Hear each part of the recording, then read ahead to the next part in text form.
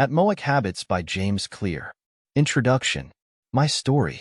On the final day of my sophomore year of high school, I was hit in the face with a baseball bat. As my classmate took a full swing, the bat slipped out of his hands and came flying toward me before striking me directly between the eyes. I have no memory of the moment of impact.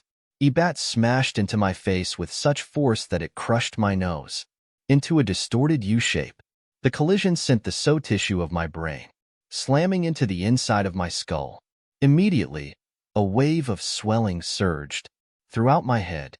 In a fraction of a second, I had a broken nose, multiple skull fractures, and 2 shattered eye sockets. When I opened my eyes, I saw people staring at me and running over to help. I looked down and noticed spots of red on my clothes. One of my classmates took the shirt off his back and handed it to me. I used it to plug the stream of blood rushing from my broken nose. Shocked and confused, I was unaware of how seriously I had been injured.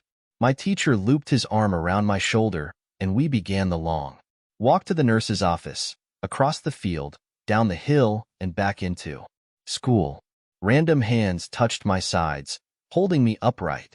We took our time and walked slowly. Nobody realized that every minute mattered. When we arrived at the nurse's office, she asked me a series of questions. "What year is it?" 1998, I answered. It was actually 2002. "Who was the President of the United States?" "Bill Clinton," I said. The correct answer was George W. Bush. "What is your mom's name?" I stalled. 10 seconds passed.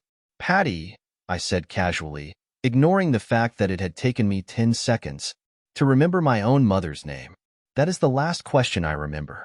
My body was unable to handle the rapid swelling in my brain, and I lost consciousness before the ambulance arrived. Minutes later, I was carried out of school and taken to the local hospital. Shortly after arriving, my body began shutting down. I struggled with basic functions like swallowing and breathing. I had my wrist seizure of the day. Then I stopped breathing entirely.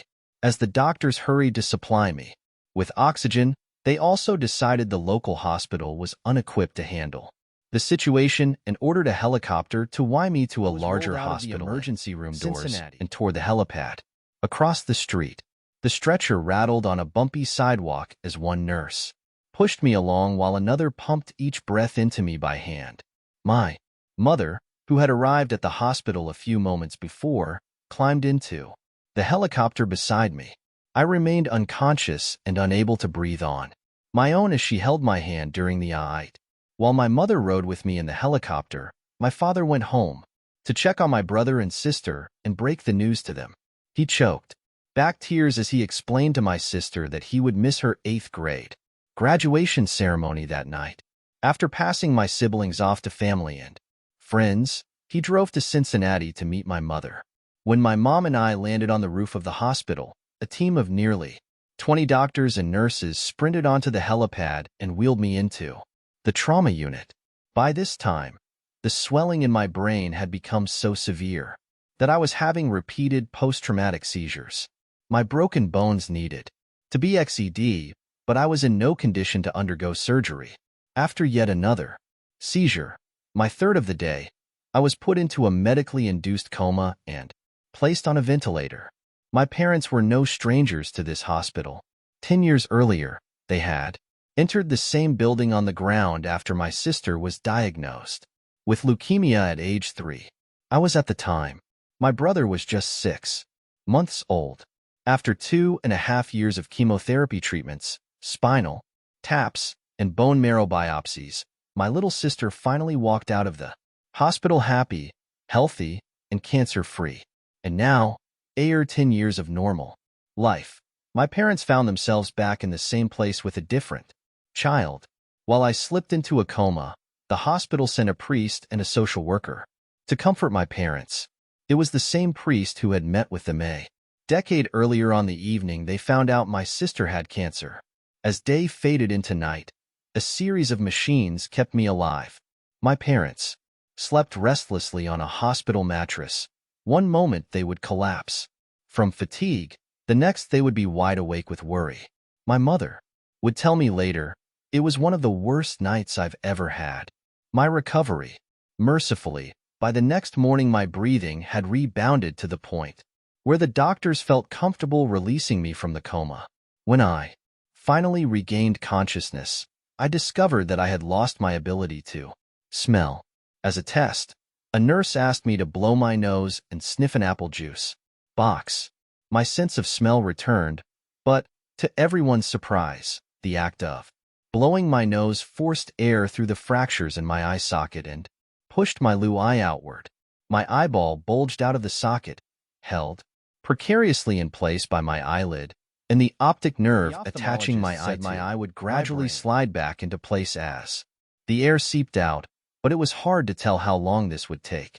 I was scheduled for surgery 1 week later, which would allow me some additional time to heal. I looked like I had been on the wrong end of a boxing match, but I was cleared to leave the hospital. I returned home with a broken nose, half a dozen facial fractures, and a bulging left eye. The following months were hard. It felt like everything in my life was on pause. I had double vision for weeks. I literally couldn't see straight. It took more than a month, but my eyeball did eventually return to its normal location. Between the seizures and my vision problems, it was 8 months before I could drive a car again. At physical therapy, I practiced basic motor patterns like walking in a straight line. I was determined not to let my injury get me down, but there were more than a few moments when I felt depressed and overwhelmed. I became painfully aware of how far I had to go when I returned to the baseball ELD 1 year later. Baseball had always been a major part of my life. My dad had played minor league baseball for the St. Louis Cardinals, and I had a dream of playing professionally, too. 8 months of rehabilitation. What I wanted more than anything was to get back on the ELD. But my return to baseball was not smooth.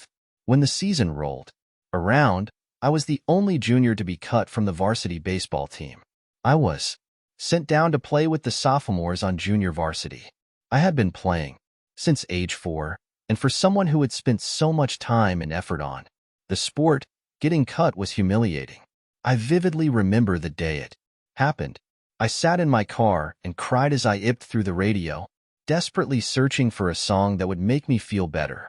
After a year of self-doubt, I managed to make the varsity team as a senior, but I rarely made it on the ELD. In total, I played 11 innings of high school varsity baseball, barely more than a single game. Despite my lackluster high school career, I still believed I could become a great player. And I knew that if things were going to improve, I was the one responsible for making it happen. A turning point came 2 years after my injury, when I began college at Denison University. It was a new beginning, and it was the place where I would discover the surprising power of small habits for the first time. Attending Denison was one of the best decisions of my life. I earned a spot on the baseball team, and although I was at the bottom of the roster as a freshman, I was thrilled. Despite the chaos of my high school years, I had managed to become a college athlete. I wasn't going to be starting on the baseball team anytime soon, so I focused on getting my life in order. While my peers stayed up late and played video games, I built good sleep habits and went to bed early each night. In the messy world of a college dorm, I made a point to keep my room neat and tidy. Essay improvements were minor, but they gave me a sense of control over my life. I started to feel confident again, and this growing belief in myself rippled into the classroom as I improved my study habits and managed to earn straight A's during my first year. A habit is a routine or behavior that is performed regularly and, in many cases, automatically. As each semester passed, I accumulated small but consistent habits that ultimately led to results that were unimaginable to me when I started. For example, for the first time in my life, I made it a habit to weights multiple times per week, and in the years that followed, my 6'4" frame bulked up from a featherweight 170 to a lean 200 pounds. When my sophomore season arrived, I earned a starting role on the pitching staff. By my junior year, I was voted team captain, and at the end of the season, I was selected for the all-conference team. But it was not until my senior season that my sleep habits, study habits, and strength training. Habits really began to pay off. 6 years later, I had been hit in the face with a baseball bat, owned to the hospital, and placed into a coma. I was selected as the top male athlete at Denison University and named to the ESPN Academic All-America team, an honor given to just 33 players across the country. By the time I graduated, I was listed in the school record books in 8 different categories. That same year, I was awarded the university's highest academic honor, the President's Medal. I hope you'll forgive me if this sounds boastful. To be honest, there was nothing legendary or historic about my athletic career. I never ended up playing professionally. However, looking back on those years, I believe I accomplished something just as rare. I fulfilled my potential, and I believe the concepts in this book can help you fulfill your potential as well. We all face challenges in life. This injury was one of mine, and the experience taught me a critical lesson. Changes that seem small and unimportant at RST will compound into remarkable results if you're willing to stick with them for years. We all deal with setbacks, but in the long run, the quality of our lives depends on the quality of our habits. With the same habits, you'll end up with the same results. But with better habits, people who can achieve incredible success overnight. I don't know any of them, and I'm certainly not one of them. There wasn't one defining moment on my journey from medically induced coma to academic All-American. There were many. It was a gradual evolution, a long series of small wins and tiny breakthroughs. The only way I made progress, the only choice I had, was to start small. And I employed this same strategy a few years later when I started my own business and began working on this book. How and why I wrote this book.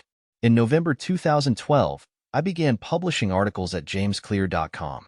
For years, I had been keeping notes about my personal experiments with habits, and I was now ready to share some of them publicly. I began by publishing a new article every Monday and Thursday. Within a few months, this simple writing habit led to my RST 1,000 email subscribers, and by the end of 2013, that number had grown to more than 30,000 people. In 2014, my email list expanded to over 100,000 subscribers, which made it one of the fastest-growing newsletters on the internet. I had felt like an imposter when I began writing 2 years earlier, but now I was becoming known as an expert on habits, a new label that excited me but also felt uncomfortable. I had never considered myself a master of the topic, but rather someone who was experimenting alongside my readers.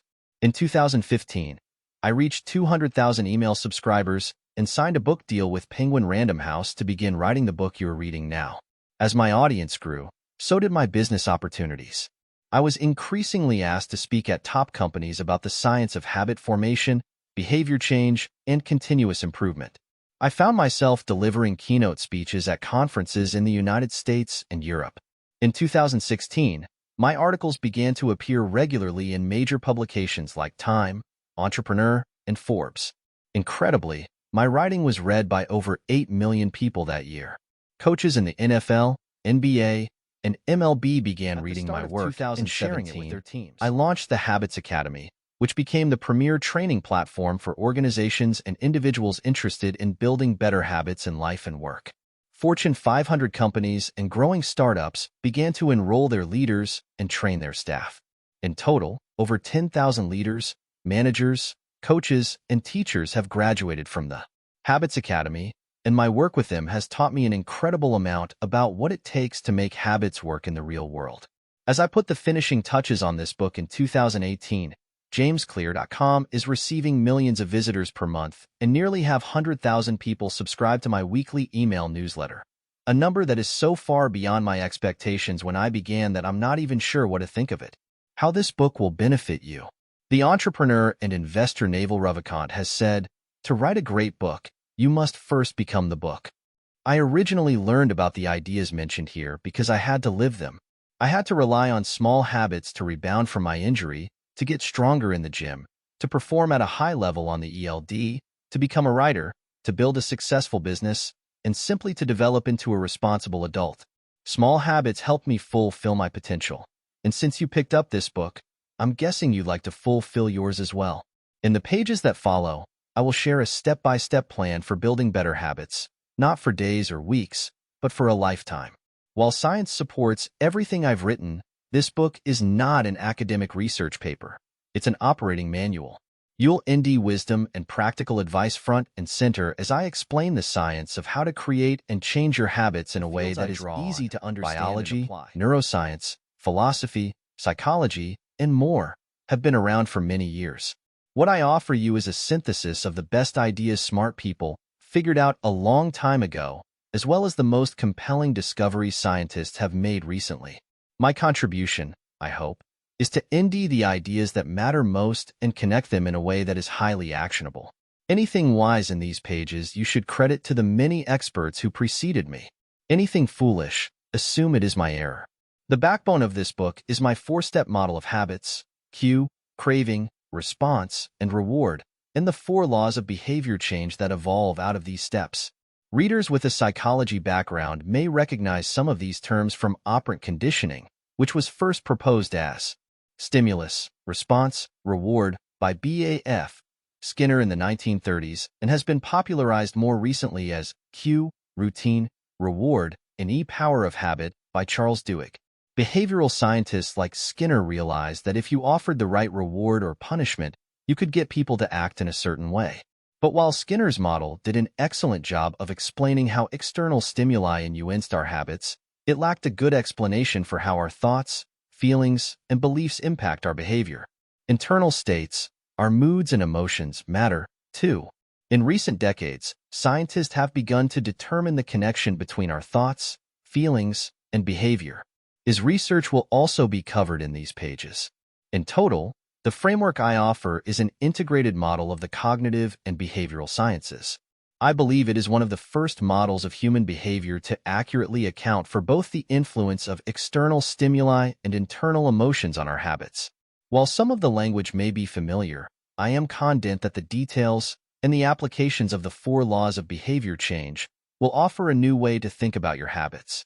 Human behavior is always changing, situation to situation, moment to moment, second to second. But this book is about what doesn't change. It's about the fundamentals of human behavior, the lasting principles you can rely on year after year, the ideas you can build a business around, build a family around, build a life around. There is no one right way to create better habits, but this book describes the best way I know, an approach that will be effective regardless of where you start or what you're trying to change. The strategies I cover will be relevant to anyone looking for a step-by-step system for improvement, whether your goals center on health, money, productivity, relationships, or all of the above. As long as human behavior is involved, this book will be your guide.